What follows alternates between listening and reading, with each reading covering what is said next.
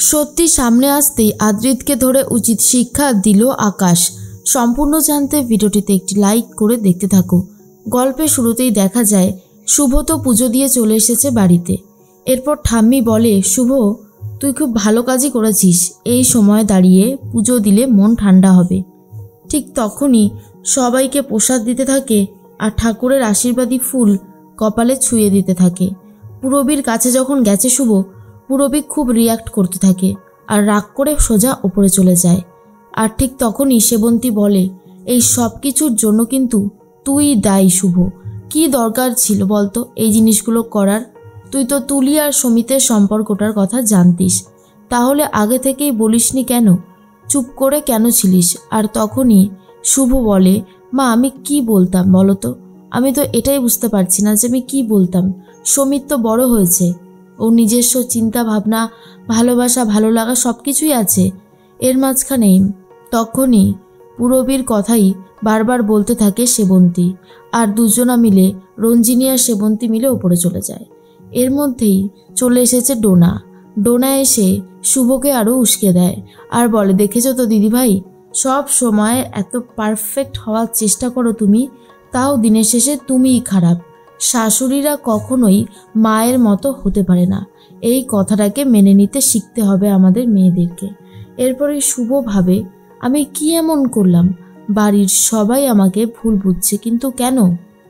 ডোনা বলে, দেখলে সেদিন দাদা ভাই মোহনার সাথে রাতের বেলাতে গিয়ে দেখাও পর্যন্ত করলো। এরপর শুভ এই সত্যি কথাটা জানতে পেরে পুরোই অবাক হয়ে যায় আর ভাবে, এটা কি করে সম্ভব? আদি আবার আমাকে মিথ্যে কথা বলল। আদি কেন বারবার আমাকে মিথ্যে কথা বলছে? আমার তো এটা একদমই ভালো লাগছে না। ঠিক সেই মুহূর্তেই তখনই ডোনা বলে, আমি তোমাকে বলছি শোনো, যেটা হচ্ছে সেটা ভালো হচ্ছে না, খুবই খারাপ হচ্ছে। এর মধ্যেই আকাশ মোহনার জন্য সম্বন্ধ নিয়ে এসেছে।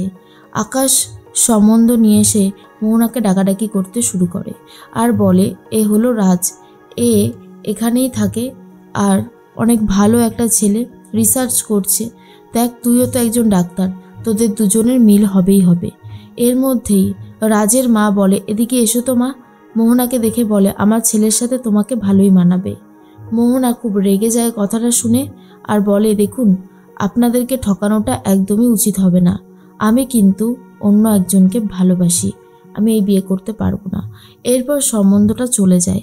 আকাশ তো প্রচণ্ড রেগে যায় আর বলে, তোর জন্য আমি এত ভালো একটা সম্বন্ধ আনলাম আর তুই এইভাবে তাদেরকে বার করে দিলি। আমি কিন্তু তোকে ছাড়বো না মোহনা। কেন তুই বারবার ইম্যাচিওরের মতন কাজ করছিস? তখনই মোহনা বলে, তুই বা আমার লাইফের সাথে কেন এরকমভাবে জুড়ে গেছিস বলতো? আমার লাইফটা আমাকে থাকতে দে না।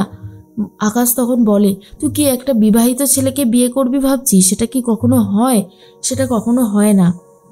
মোহনা বলে, কি হয় আর কি হয় না সেটা আমি বুঝে নেব, তুই আমার লাইফের মধ্যে আসিস না। তুই কি ভেবেছিস আমি কি বুঝতে পারি না? শুভলক্ষ্মীকে তুই এখনও ভালোবাসিস।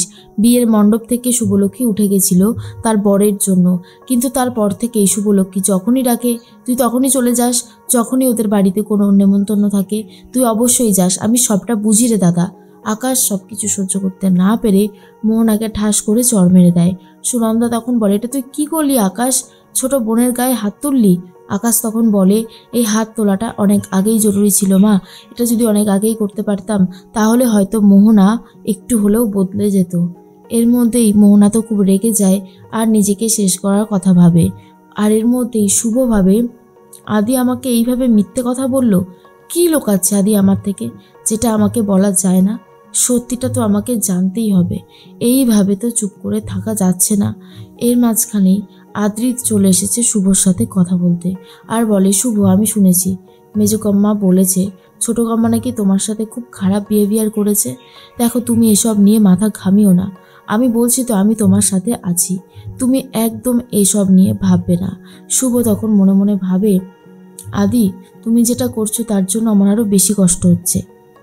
এরপর শুভ আদিকে বলে, যে যাই বলুক না কেন তাতে আমার কিচ্ছু যায় আসে না, কিন্তু তোমার বলা মিথ্যে কথাগুলো আমার কাছে অনেক বেশি কষ্টদায়ক।